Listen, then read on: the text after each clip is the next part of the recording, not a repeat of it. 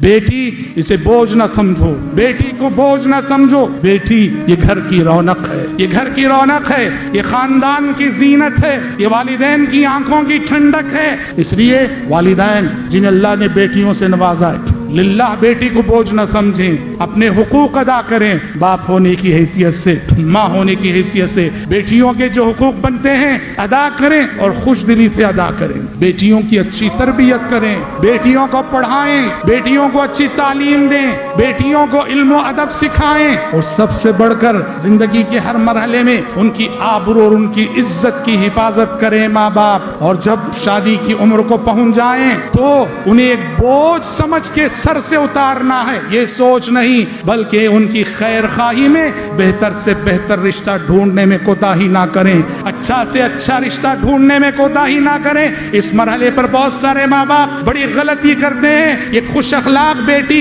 एक दीनदार बेटी, एक नर्म मिजाज बेटी को बहुत सारे जालिम शोहरों और जालिम मर्दों के हवाले कर देती हैं। तहकीक नहीं की, मालूमात नहीं ली, सिर्फ दौलत देखा, पैसा देखा, शराबियों के हवाले कर दिया दीनदार बच्चियों को, कबाबियों के हवाले कर दिया दीनदार बच्चियों को, बदकारों के और फासिकों के हवाले कर दिया दीनदार बच्चियों को, क्योंकि हमने सिर्फ दौलत देखा है। ऐसे माँ बाप को यह भूलना नहीं चाहिए कि बाकी जिंदगी में आपको सिर्फ अपनी बेटी की आंखों में सिर्फ आंसू ही देखने को मिलेंगे। इसलिए शादी का मरहला आता है, हर तरह से खैर चाहो, हर तरह से भलाई चाहो और पूरी तहकीक के बाद अपनी बच्चियों के लिए बेहतर से बेहतर रिश्ते ढूंढा करो। और कभी ऐसा भी होगा बच्ची की तलाक हो गई और तलाक होकर वो घर आ गई, तलाक के बाद जब बेटी घर आती है, लिल्लाह उसे बोझ ना समझो, बोझ ना समझो।